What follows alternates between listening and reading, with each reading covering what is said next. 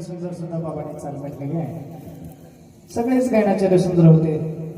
किती सुंदर होती माहिती का? इथं प्लेट मध्ये एवढा गोड होता सगळा इकडला महाराज न खाता एवढं गोड केले. मग घेऊन गेले काय माहिती, काही ना जनार्दन आले गोळच घेऊन गेले. असं सगळ्याचा उद्देश संतांनी आपल्याला उपदेश करावा आणि आपण ऐकू नये या तर मताचं मी नाही. जगद्गुरु तुकोबाराय म्हणतात, जे नामस्मरण करत नाहीत ना, जे कधीच भगवंताचं नामस्मरण करत नाहीत, ते असे 5व्या दिवशी का मेले नाहीत. तुकोबाराय म्हणतात मी नाही. भक्ती वीण पशु कशाची वाढला, सत्विनी नेला कैसा नाही. जगद्गुरु तुकोबाराय नक्कीच तुम्हाला कीर्तन हे कळालं नाही असं मला तरी वाटतंय. बरोबर आहे? बरोबर आहे ना? बरोबर आहे म्हणा. तुझे असे कितीतरी मातीत घातले म्हणा. तुझं काय असं सांगायचा मुद्दा, काहीतरी इथं आल्यानंतर काहीतरी चांगलं घेऊन गेलं पाहिजे. असंच मी सांगितलं का गावातून चांगल्या चांगल्या जोड चप्पला सगळ्याच गायब. चप्पल नेऊ नका. न्यायचं असेल तर चांगले विचार घेऊन चला. आपल्या मुलांना वळण लागायचं असेल तर चांगल्या संस्थेमध्ये घाला आणि भगवंताचं नामस्मरण करत चला. झालेली सेवा पांडुरंगाच्या चरणी समर्पित, विश्वमाऊली ज्ञानोबराय यांच्या चरणी समर्पित. बोलता बोलता एखादा अपशब्द गेला असेल तर तो माझ्या वाणीचा दोष समजा आणि ते माझं मला परत करा. मी बी इथं राखेलच्या पुढे गेले की झटकून टाकतो. मला काय करायचं करायला लागेल. जे दोष आहे माझ्या वाणीचा दोष समजून माफ करावं आणि जे चांगलं आहे ते नक्कीच तुम्ही घ्यावं एवढीच या अधिष्ठानावरून विनंती करतो. आणि झालेली सेवा तुम्हाला सर्व श्रोते मायबापांच्या चरणी समर्पित करून सेवेला पूर्ण करा. विठ्ठल जय जय.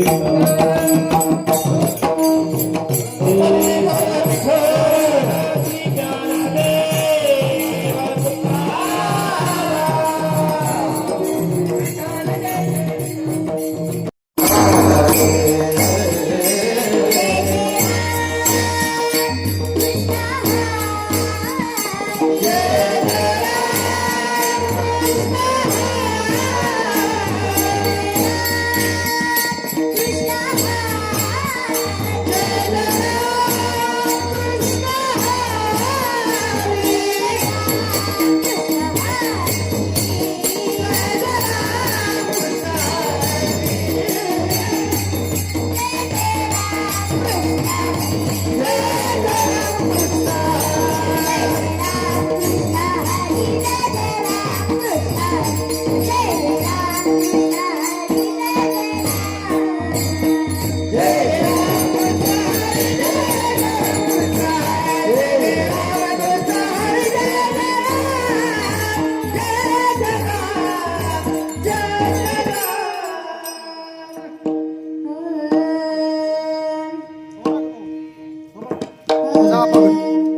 पळ. सुंदर ते ध्यान उभे विठ्ठल. सुंदर ते ध्यान उभे विठ्ठल.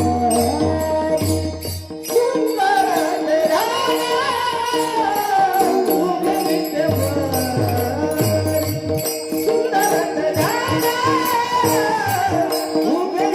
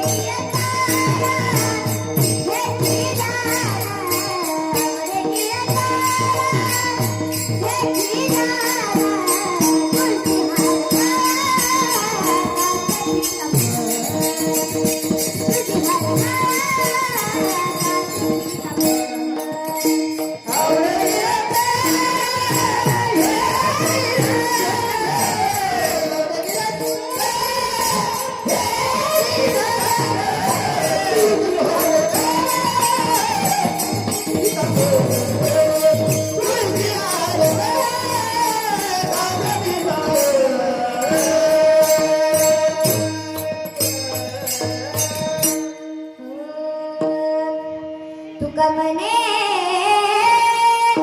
माझे माझे हेची सर्व सुखा. तुका म्हणे माझे माझे हेची सर्व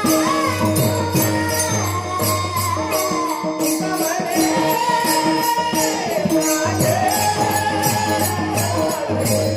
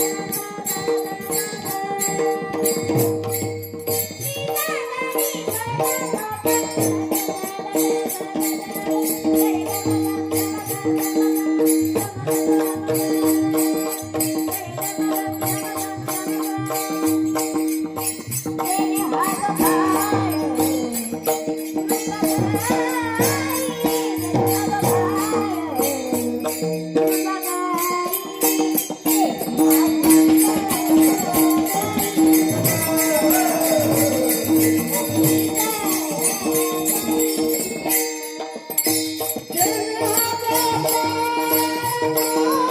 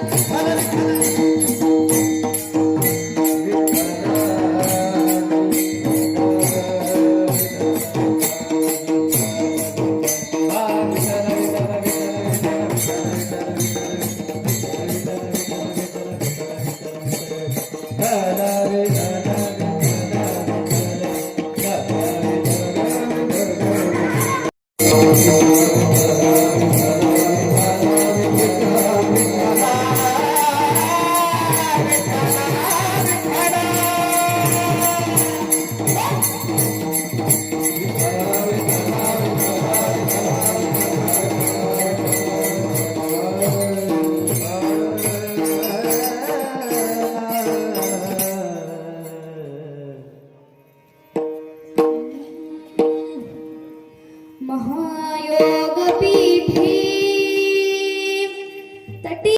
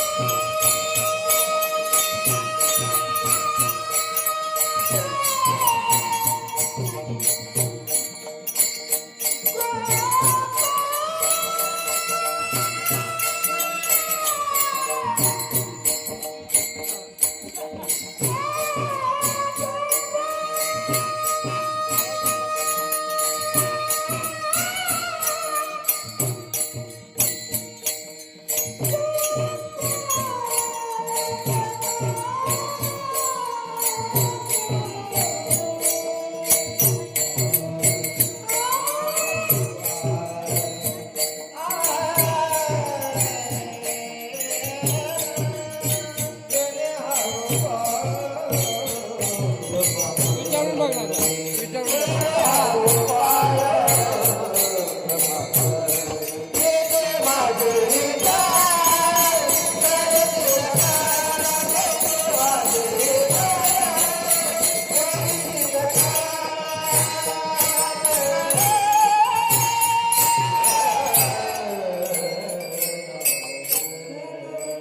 विठ्ठल जी विठ्ठल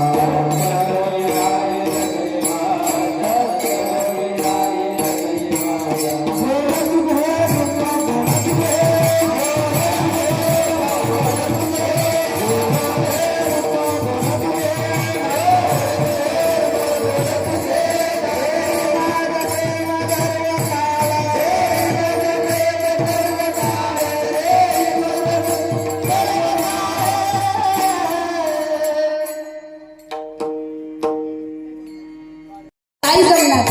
म्हणजे ज्या दिवशी राजाचा शब्द दिलेला आहे मासाहेब जिजाऊन ना कोण दादा घ्यायचा त्या दिवशी राजा सांगतात का हा नाही जमायचं नाही जमणार. आईला शब्द दिलेला आहे कोण धाने घ्यायचा. छत्रपती शिवाजी राजाने दिलेला शब्द आहे माग घ्यायचं नाही त्यांना. राजा मी जातो कोंढाण्यावर. अरे पोराचं लग्न आहे त्यांना मंडप सजला हळदी लागली हळदी लागला जा पोराच्या लग्नाची तयारी कर मी जातो रे. राजा वरबाप कोण आहे. अरे ताना तू वरबाप आहेस. मंडप सजला ताना हळदी लागली जा पोराच्या लग्नाची तयारी कर मी जातो कोंढाणा बघायला. राजा कोंढाणा कोंढाणा कोंढाणा. अरे काय कोंढाणा करताय.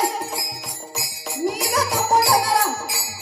मी फडकवतो मला आणि मी फडकवतो भगवा आणि मी फडकवतो भगवा आणि मी पेटवतो गवताची गांजे. त्या राजा काही न देना आणि ताना काय केला गुडघ्यावर बसला आता ताना. गुडघ्यावर बसलेला ताना गुडघ्यावर बसलेला ताना राजाकडे बघतोय आणि राजा सांगतात तान्हा ए भावा अरे काय रडतोस रे. अरे येडायस का म्हणले तू. अरे या स्वराज्याचा रक्षक आहेस आणि तू डोळ्यात पाणी आल्यावर स्वराज्य काय म्हणाल हरवयत काय म्हणत तान्हा. अरे रडायचं नाही रे तू तू रडावलंय दुश्मनाला आणि तू रडतोय आज. हे गुडघ्यावर बसला असा ताना. राजा आयुष्यभर 2 हातांनी सेवा केली तुमची आजपर्यंत काहीच नाही मागितलं. राजा राजा अरे दुश्मन असं धावून आले तुमच्यावर आणि तानाच्या छाताडून वार झालं. राजा इथं वार झालं. राजा रात्रभर झोपला नाही ताना ज्या दिवशी वार त्या दिवशी.